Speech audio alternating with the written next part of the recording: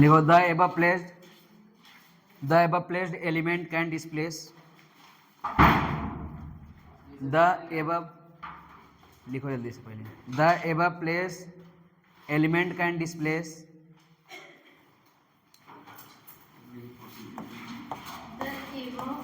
Placed element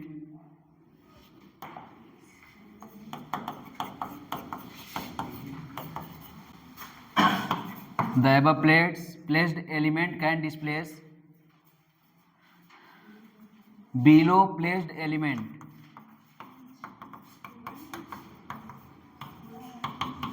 below placed element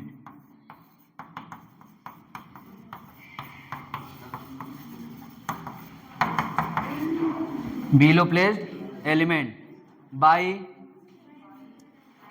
reduction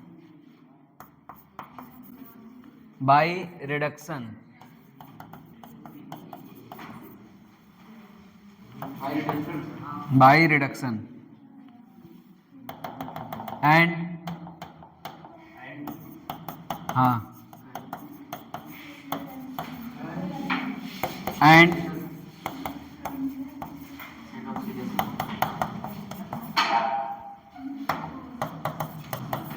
below placed element can oxidize and below placed element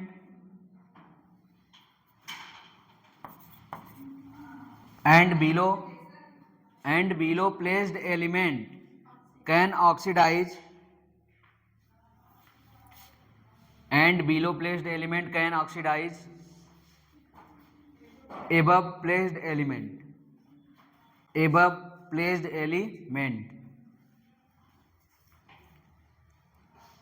इसका मतलब क्या हुआ कि इलेक्ट्रोकेमिकल सीरीज में जितने भी तत्व ऊपर पाए जाते हैं वो नीचे वाले को क्या करते हैं, डिस्प्लेस, किसकी सहायता से, रिडक्शन की सहायता से, और जो नीचे वाले पाए जाते हैं वो ऊपर वाले क्या करते हैं, ऑक्सीडाइज।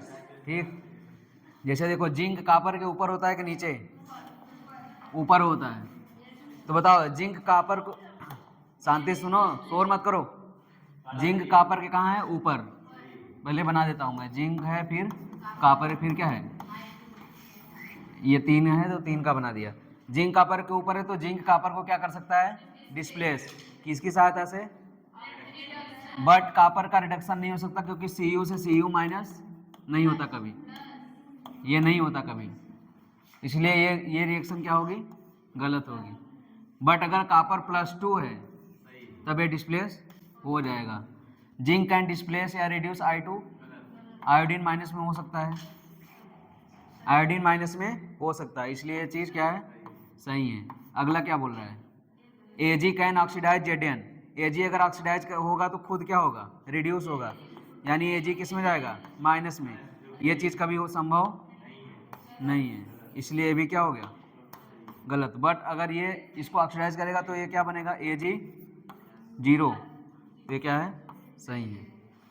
छाप लो पूरा, सही गलत का चिन्हान लगा लेना।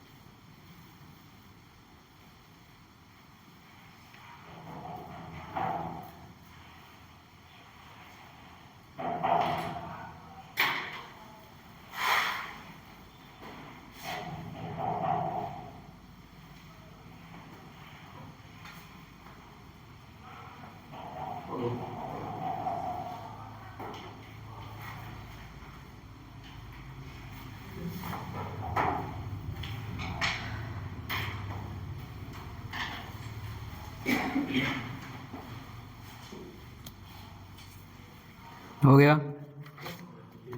चलो अगला पॉइंट लिखो। ZnCl2 can be placed in copper vessels. ZnCl2 can be placed in copper vessel. ZnCl2 मतलब zinc chloride can be placed in copper vessels. यह स्टेटमेंट सही है या गलत? मतलब बोल रहा है कि ZnCl2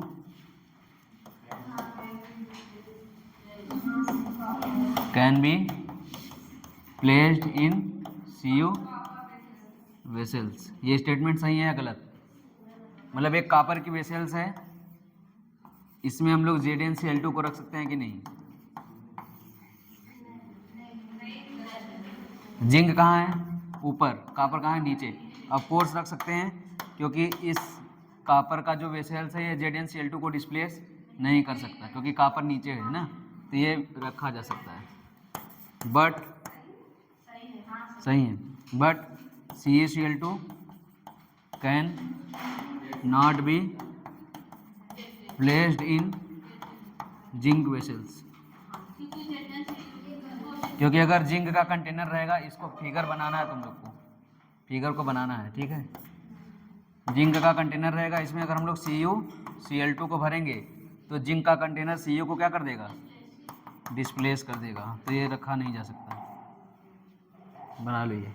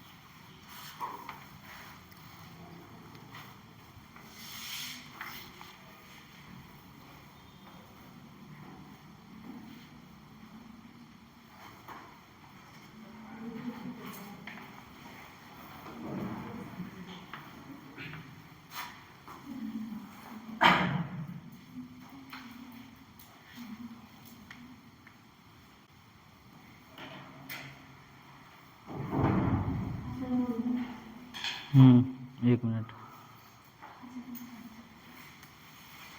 अगला स्टार लिखो। Species placed above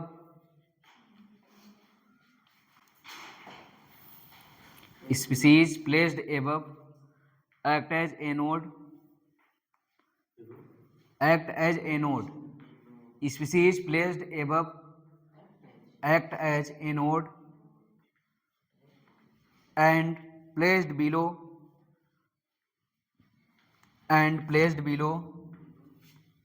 act as cathode.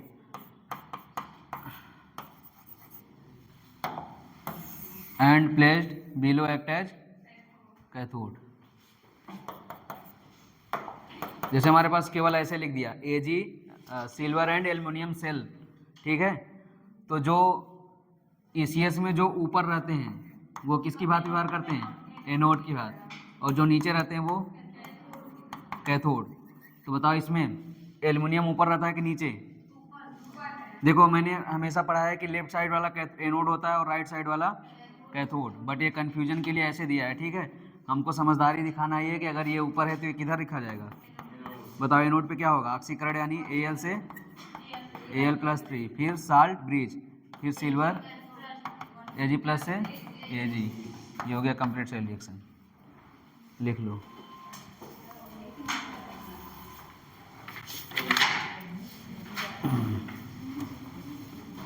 ये हो गया। एक मैं देता हूँ, बनाओ उसको। एक दे दिए तुमको, मान लो।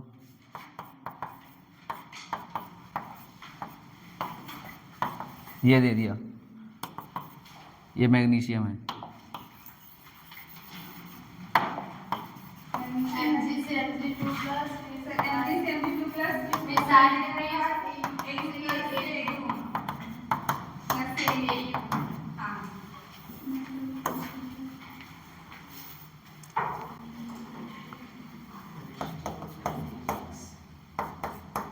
ऐसा दे दिया तो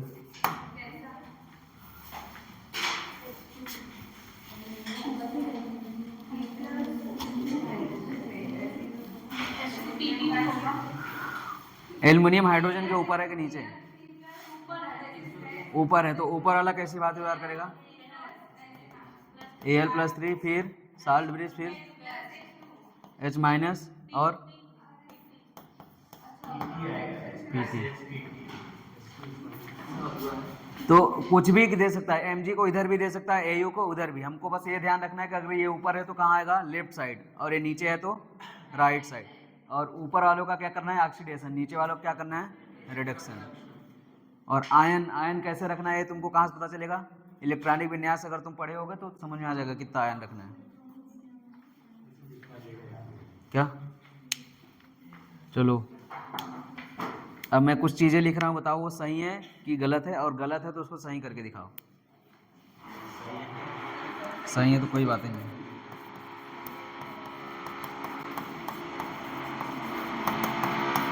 बताया सही है कि गलत है? ये सेल रिएक्शन लिखा है मैंने, बताओ सही है कि गलत है? इससे क्या मिलेगा? Negative voltage, that is cell is not working. Possible हो सकता है लेकिन वर्किंग नहीं होगा। इस प्रकार के सेल रिएक्शन से हमको कैसा वोल्टेज मिलेगा? नेगेटिव। सेल वर्किंग नहीं करेगा, तो लिखेंगे कैसे? Mg से Mg+2, फिर Cu+2 से, ये क्या है? सही है, वर्किंग कंडीशन है। वर्किंग कंडीशन लिख दिया।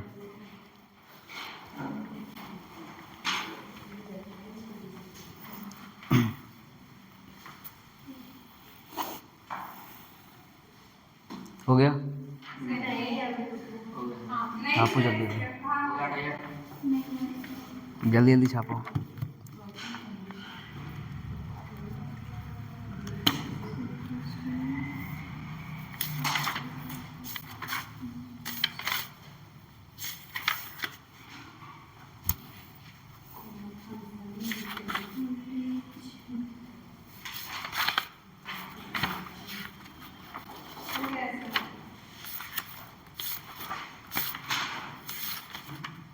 हो गया?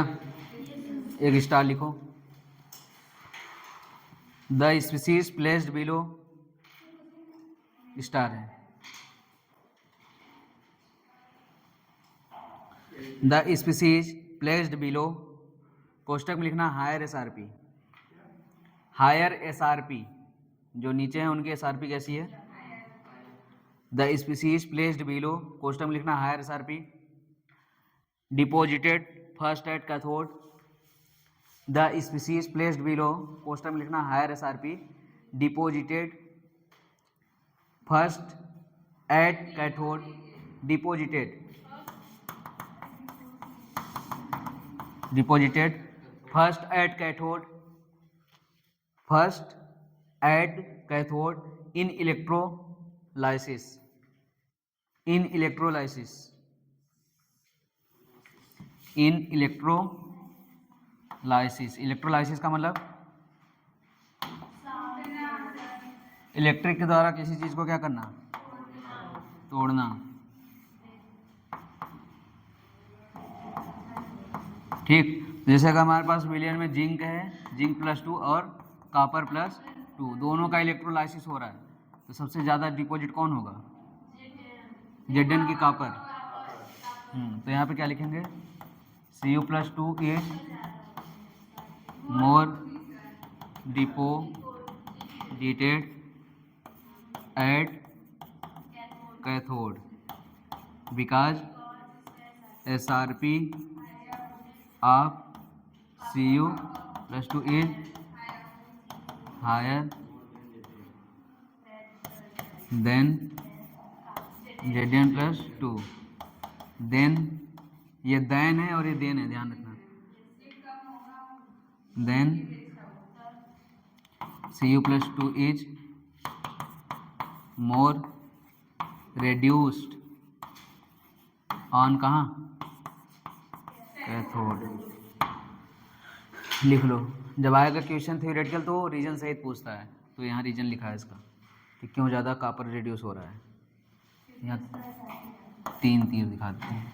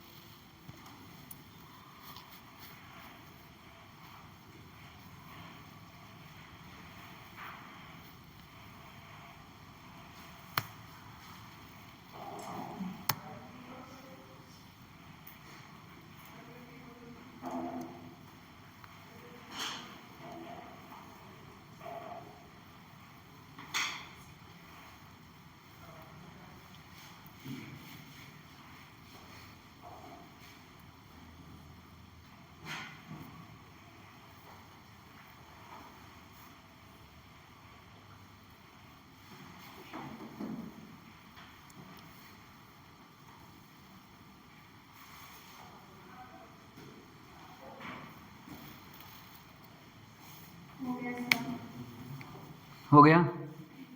चलो अगली हेडिंग डालो। सेल पोटेंशियल, इसी को बोलते हैं ई नॉट सेल या फिर नॉस्ट इक्वेशन।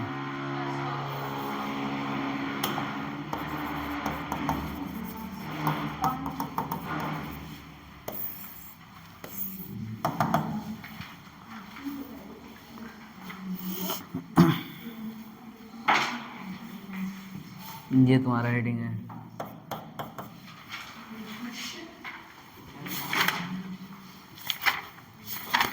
इसके बाद लास्ट बचा है फैराडे लॉ और इलेक्ट्रोलाइसिस और टाइप ऑफ सेल भी पढ़ाना है और एक फ्यूल सेल पढ़ाना है।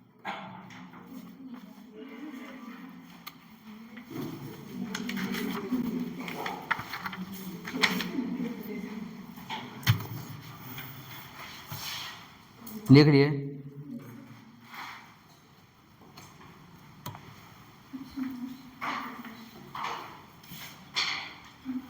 नेक्स्ट इक्वेशन या फिर सेल पोटेंशियल या फिर ई नॉट सेल। अगर कोई हाइड्रोजन सेल है तो उसका ई नॉट सेल कितना होगा? 0 होगा।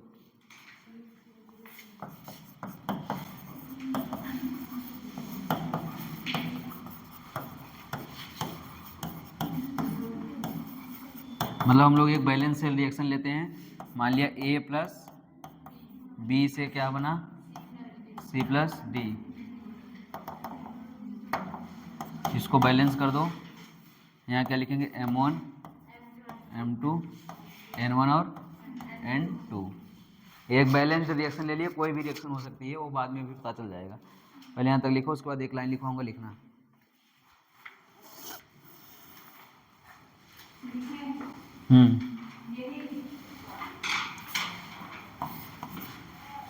लिखो जल्दी से। वैसे ये तीर ऐसे नहीं बनता है।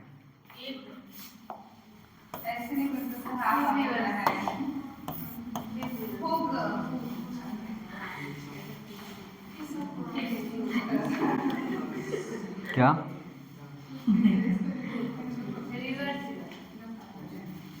रिवर्सिबल रिएक्शन का सिंबल है वो।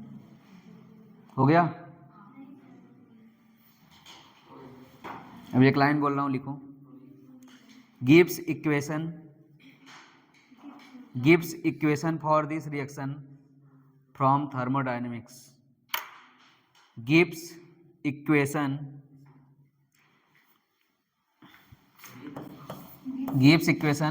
for this reaction from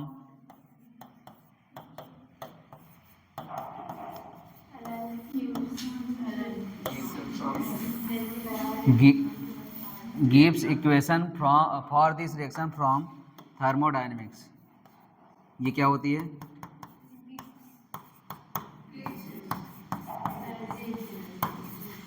ये क्या होगा?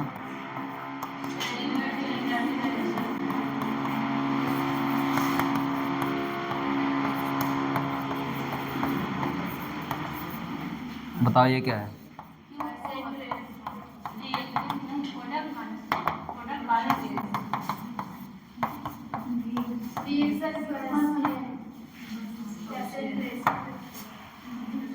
टी क्या है? आर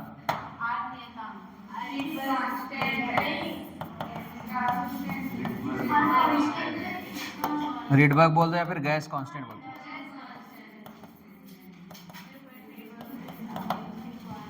छावल पूरा यही नेक्स्ट इक्वेशन है। अब इसको और डिटेल करेंगे, जो डिटेल आएगा वही हमारा फाइनल फार्मूला है।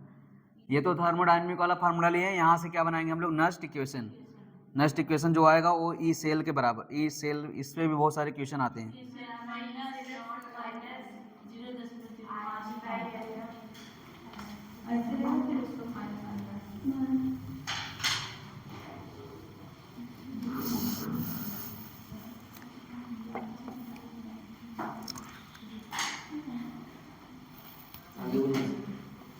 आगे बोलना नहीं, अब देखना है। देखो डेल्टा जी बराबर बताओ क्या होता है formula? Minus n F E cell, ठीक। तो डेल्टा जी की जगह क्या लिखेंगे हम लोग? Minus n F E cell बराबर नॉट लगाए तो minus n F E naught cell minus R T L N Q. Q की वैल्यू कैसे आती है बताओ? प्रोडक्ट अपान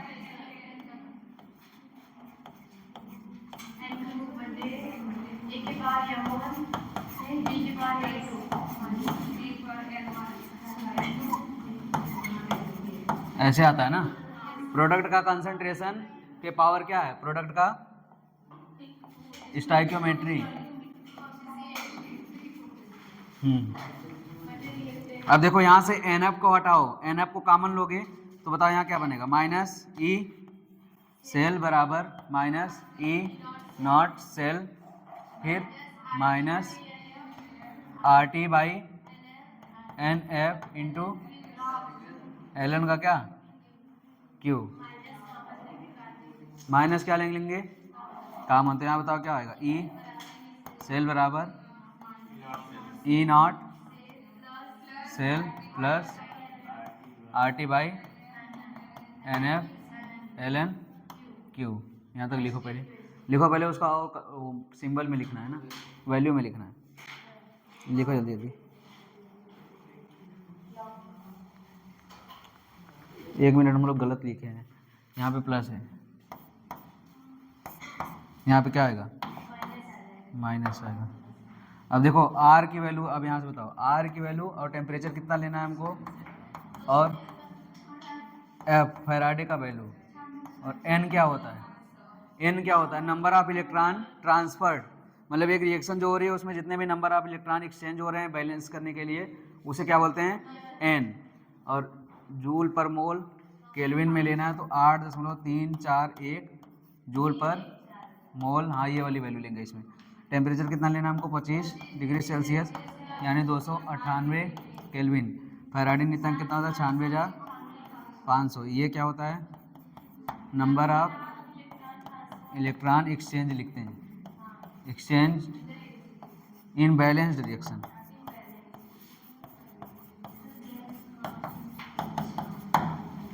अगर इन सब की वैल्यू यहाँ पर रखी जाए, आर टी और एफ की वैल्यू, एन की वैल्यू तो रख नहीं सकते, तो बता क्या होगा? रख दो वैल्यू।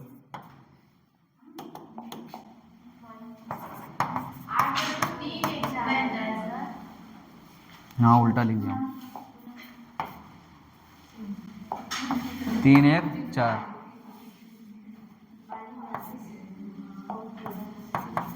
इंटू टेम्परेचर कितना है? 298 बेटा एन इंटू, इसको अगर हल करोगे तो कितना आएगा? जो फार्मूला तुमको आ रहा है यही मतलब है, इस सबसे कोई मतलब नहीं है। चाहता तो डायरेक्ट लिख देता।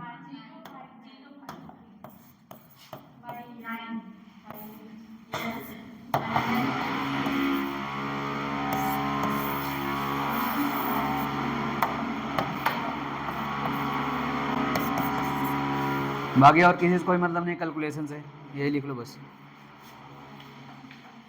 ये सही है ना?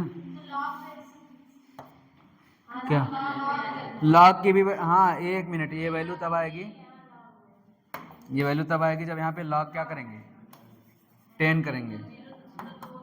बताओ क्या होता है वैल्यू, अब बेस 10 आ जाएगा ना। अब यहाँ पे क्या आएगा, लॉग बेस 10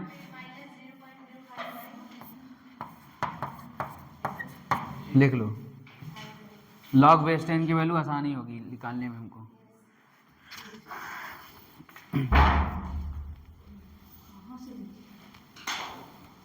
यही क्या है हमारा,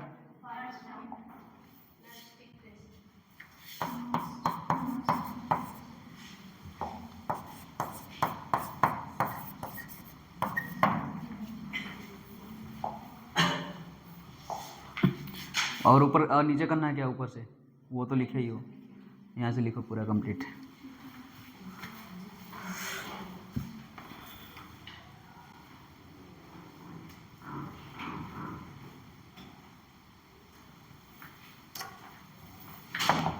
ये 10 है ना,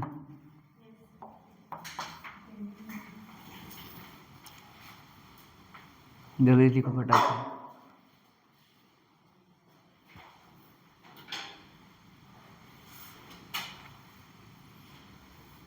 अब इससे बढ़िया बढ़िया क्वेश्चन आते हैं एग्जाम में।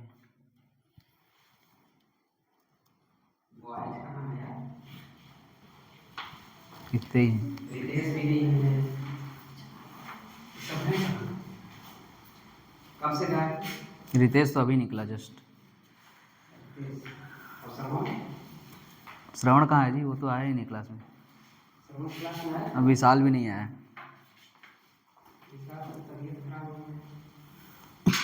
श्रवण कहाँ है? कुछ पता चला? सनी कहाँ है श्रवण? सनी क्या कर रहा है? वो भी बीमार है क्या? हाँ?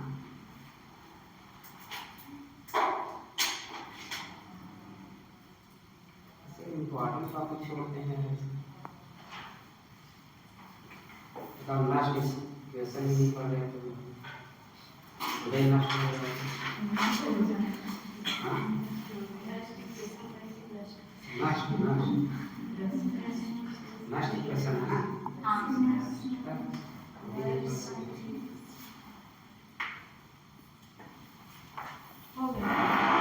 चलो एक क्वेश्चन लिखो, ई जेड एन से Z N plus 2, E Z N से जेड एन प्लस 2, ये लिखा है हमारे पास।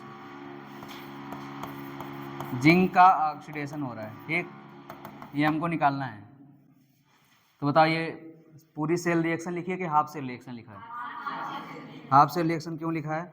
क्योंकि केवल एक ही, क्योंकि केवल क्या लिखा है, एनोड। और ये हो क्या रहा है, ऑक्सीडेशन। तो बताओ अगर सेल रिएक्शन लिखना रहेगा तो कैसे लिखेंगे, कौन सा सेल रिएक्शन लिखेंगे, क्या लिखेंगे, जेड एन प्लस 2 इलेक्ट्रॉन, मतलब एन की वैल्यू कितनी है, 2। चलो अब लिखो, ई सेल बराबर ई नॉट सेल, हमको पता नहीं है, कोई बात नहीं, माइनस 5 इंटू क्यू की जगह क्या लिखेंगे, ये एक्वस में है और ये किसमें है, सॉलिड में। सॉलिड का कॉन्सेंट्रेशन नहीं लिखते, यानी क्या आएगा, 1। बस यही चीज़ लिखना था हमको, लिख लो। और ये वाला तुम लोग अपने से लिखो,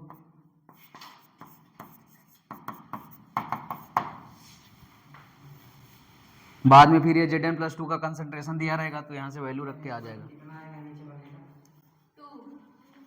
ये नीचे पर कितना आएगा, सोचना क्या है,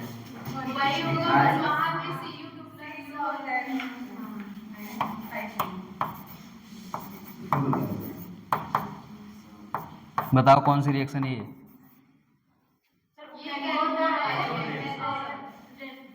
क्या बात है?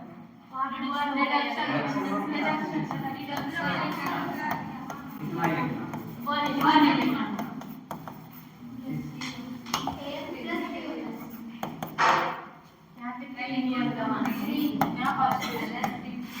कितना का है? ये बताओ फुल रिएक्शन है कि हाफ, उसको कैसे डिस्क्राइब करोगे?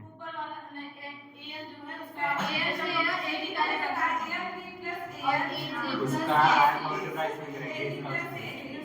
कंप्लीट रिएक्शन का लिखना पड़ेगा। चलो लिखो जल्दी जल्दी।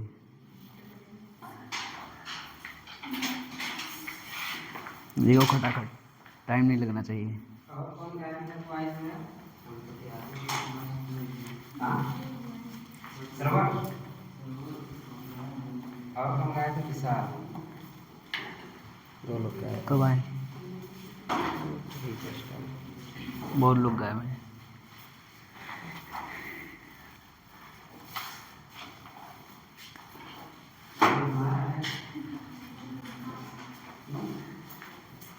तुम लोग को कहीं डाउट वाउट होगा तो पूछ लेना यार। हाँ में हाँ मत मिलाना लगातार, नहीं हाँ में हाँ मिलाते रहते हो, टेस्ट में फिर वही होता है यार। यहाँ एन की वैल्यू निकालनी रहेगी तो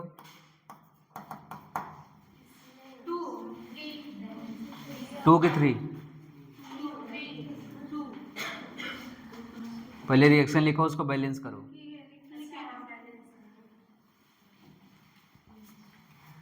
थ्री आएगा। सबका 3 आ गया। अब लिखो नाम लाते हो उसमें 3 आएगा।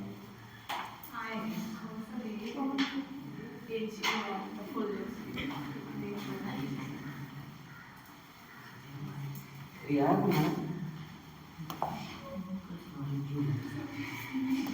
पाँच छह लड़कों ज़्यादा नहीं जाएगा।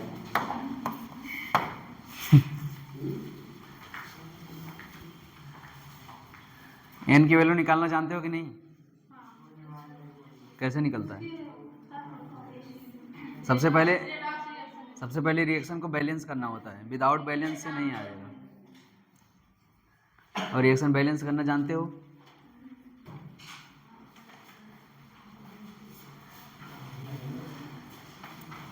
एक तो नॉर्मली बैलेंस होता है और एक तो रूल से बैलेंस होता है। रूल वाला रेडॉक्स रिएक्शन में पढ़ाया गया है कि नहीं?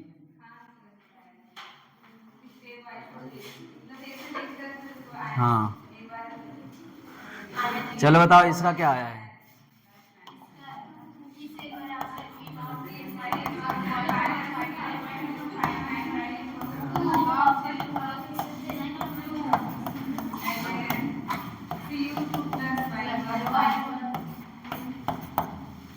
हो गया? बताओ उसका ऊपर वाले का, इसका क्या लिखेंगे तो? ई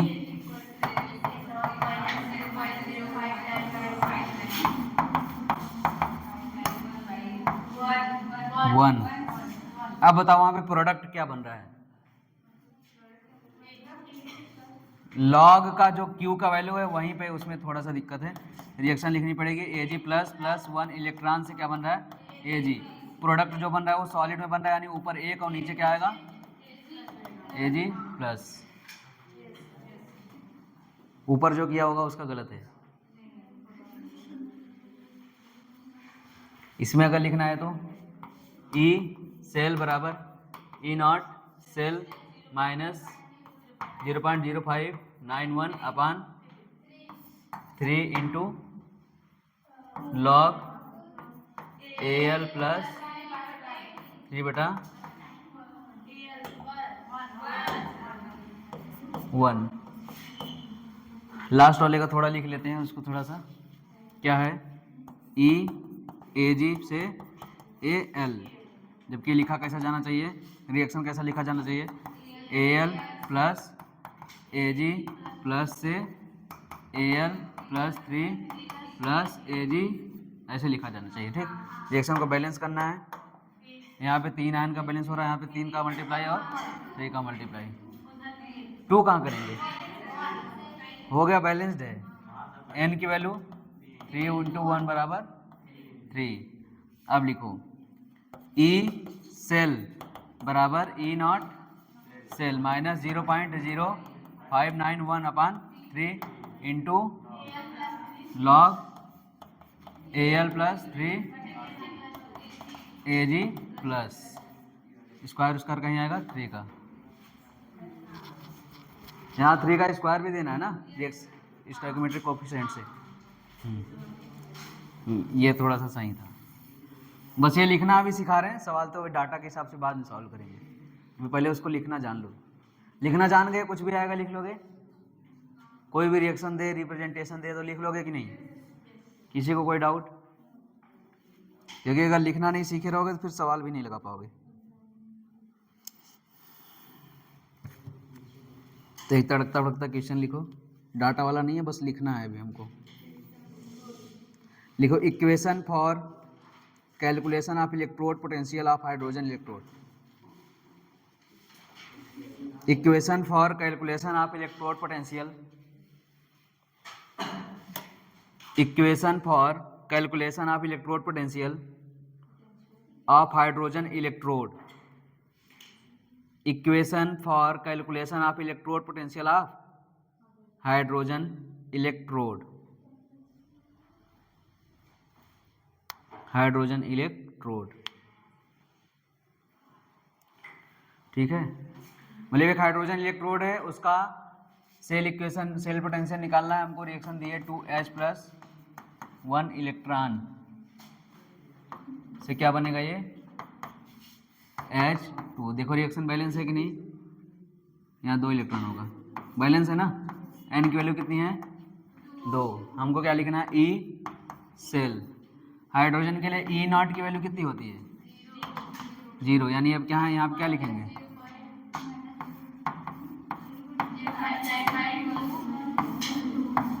लॉग। अब यहाँ पे भी है, ये बताओ ये सॉलिड नहीं, ये क्या है गैस, तो प्रोडक्ट में क्या लिखेंगे PH2 अपन, ये चीज़ पढ़ाया गया कि नहीं, H प्लस पर क्या 2, ये सही है। और डिटेल लिखना तो ये 0 हटा के वैसे लिख सकते हो, लिख लो।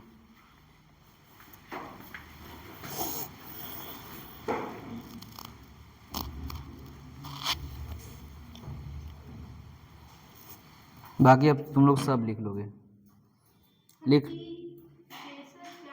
पी प्रेशर है, अरे इक्विलिब्रियम में नहीं देखे थे क्या, जब वो क्या नाम है कंसंट्रेशन रहता था तो उसको कोष्टक में लिखते थे, बट अगर गैस रहता था तो उसको कैसे लिखते थे पार्शियल प्रेशर करके। एक रिएक्शन में देता हूँ उसका बनाओ।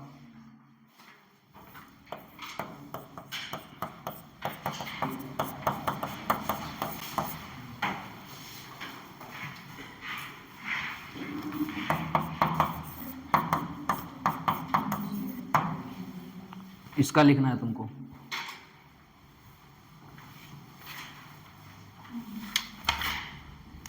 पहले रिएक्शन लिख लो उसके बाद लिख डालो पूरा। लिख रहे हो ना?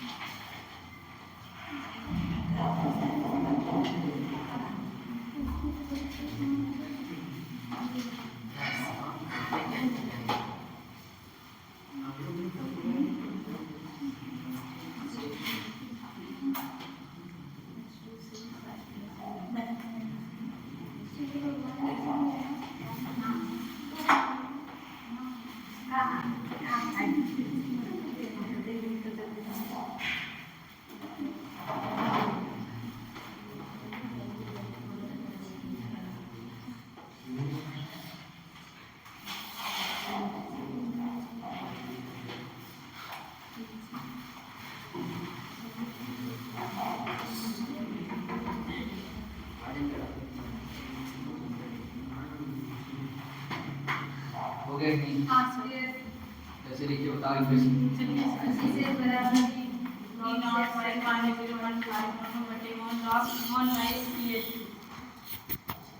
ई सेल बराबर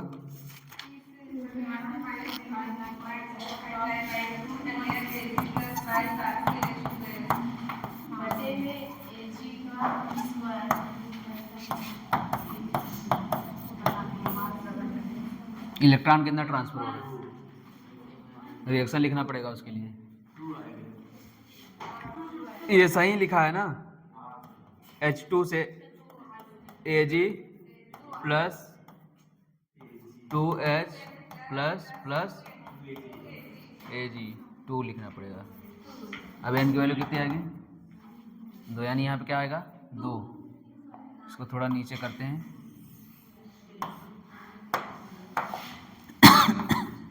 लॉग बताओ प्रोडक्ट में क्या क्या है, 1 कैसे है,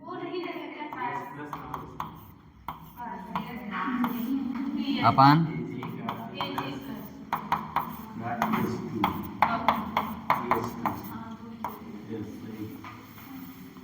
हाँ कि नहीं समझ में, केवल सॉलिड का नहीं लिखा जाता, बाकी सब का लिखा जाता है।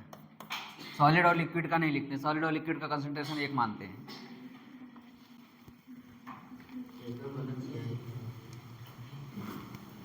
क्या हुआ, कैसे किया, उल्टा कर दिया क्या?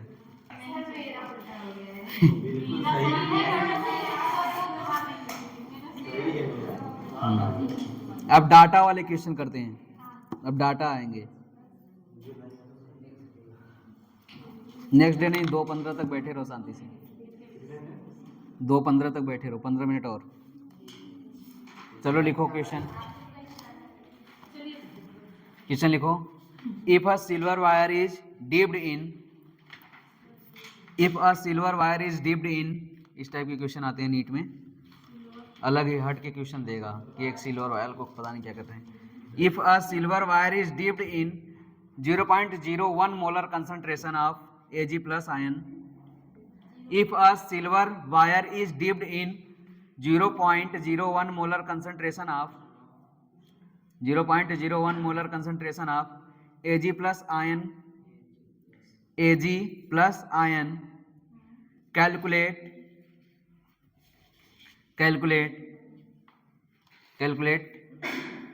ये लिखो, E Ag प्लस से क्या Ag, और हमको एक चीज़ दिया है E नॉट Ag प्लस से Ag, हमको क्वेश्चन में दिया है, कितना दिया है 0.8 दिया है, 0.8 वोल्ट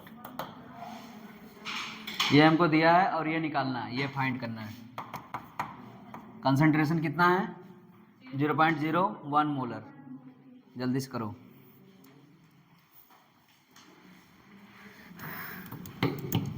बिल्कुल सा इजी सा सवाल है।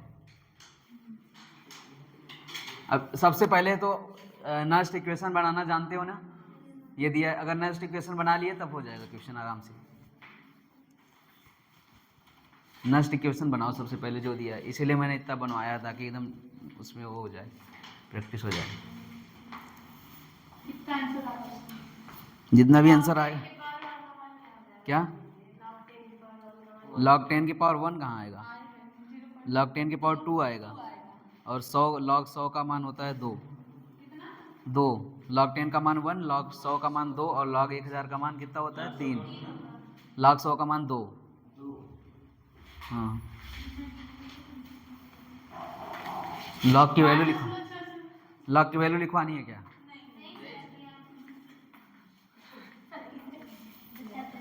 देखो E सेल बराबर E नॉट सेल माइनस 0.0591। अब आगे क्या लिखना पड़ेगा, Ag प्लस 1, इलेक्ट्रॉन से क्या बन रहा है Ag, इसका मतलब n की वैल्यू कितनी है बताओ। ये चीज़ यहाँ तक सबको समझ आया कि नहीं, n की वैल्यू कितनी है 1, उधर सॉलिड है तो log 1 अपान Ag प्लस, Ag प्लस का कंसंट्रेशन कितना दिया है, और E नॉट सेल कितना दिया है,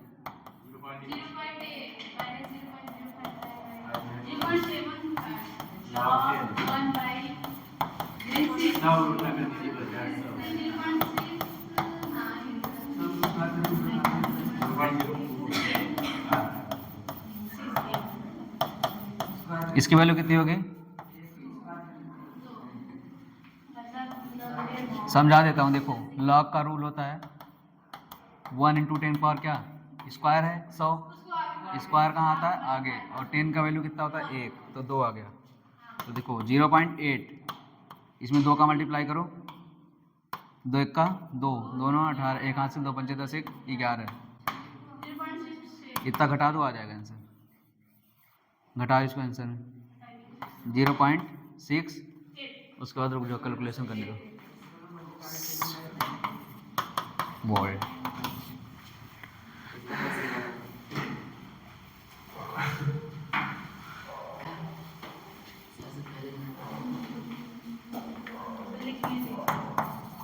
मतलब हमको जो बैटरी मिलेगी उसमें लिखा रहेगा तो वैल्यू इतना 0.8 वोल्ट, बट हमको मिलेगा कितना, इतना मिलेगा।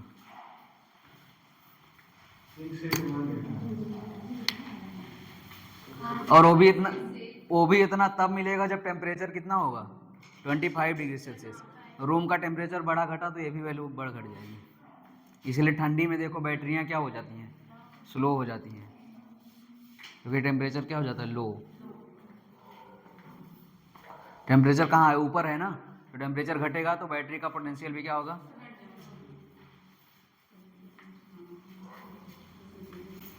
हो गया। खटाखट लिखो।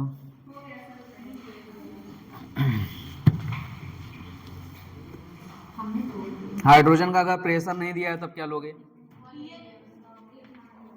हाँ 1 मानेंगे। हाइड्रोजन का अगर कुछ नहीं दिया है तो स्टैंडर्ड वैल्यू मानेंगे, ठीक है। हाइड्रोजन के लिए अगर कुछ भी डाटा नहीं दिया है तो हम लोग कौन सी वैल्यू लेंगे, स्टैंडर्ड। टेम्परेचर नहीं दिया है तो 25 डिग्री सेल्सियस, प्रेशर नहीं दिया है तो 1 atm, कंसनट्रेशन नहीं दिया है तो क्या 298, और अगर वो कंसनट्रेशन नहीं दिया है तो 1 मोलर, ठीक है। तो क्वेश्चन लिखो,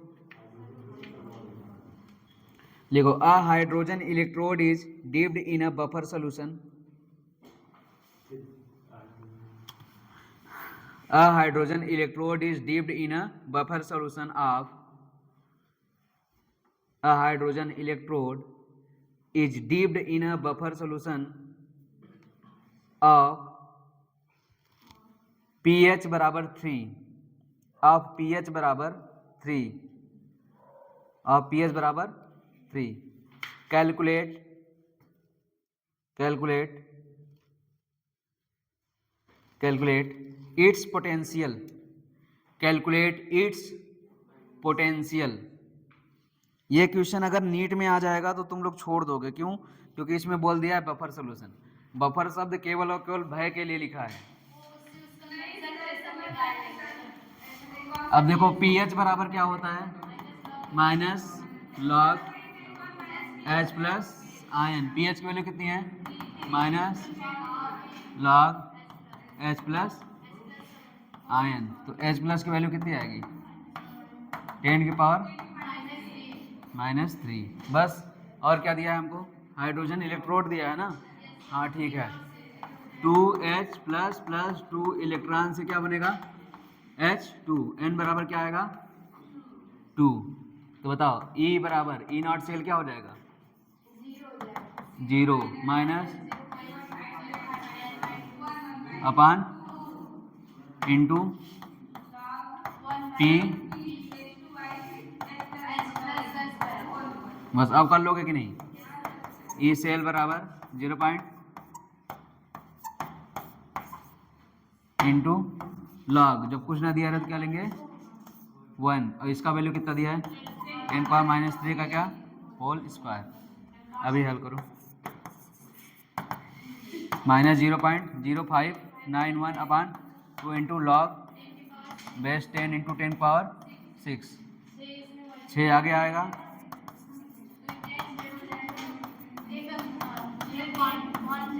ये हल कर दो हो जाएगा क्या, हाँ 0.17 माइनस में ना,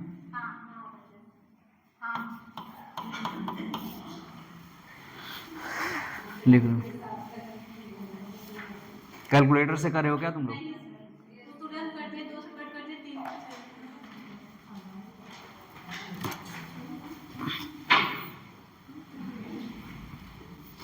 कोई डाउट इस क्वेश्चन में।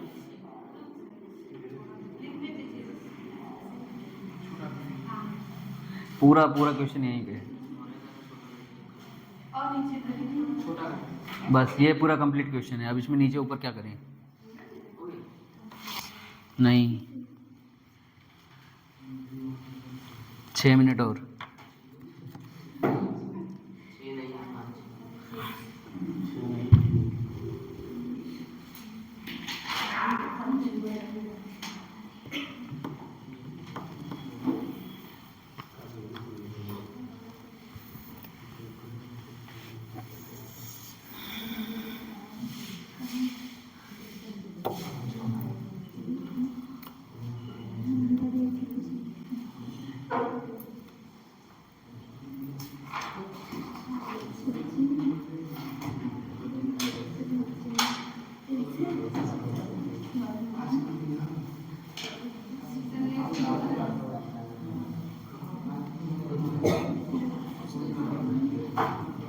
ठीक है, एक क्वेश्चन होमवर्क के लिए लिख लो, फिर बस खत्म। मैं लिख देता हूँ।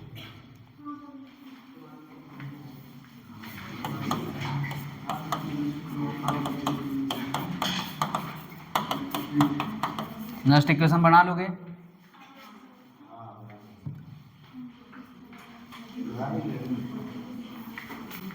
इसका कंसंट्रेशन इतना दिया है और ई नॉट सेल दिया है, ई नॉट सेल दिया 1.2 पूरी रिएक्शन के लिए। ये क्वेश्चन है, ये होमवर्क है। कंसंट्रेशन दे दिया है और ई नॉट दे दिया है, बाकी वैल्यू तो तुमको पता ही है।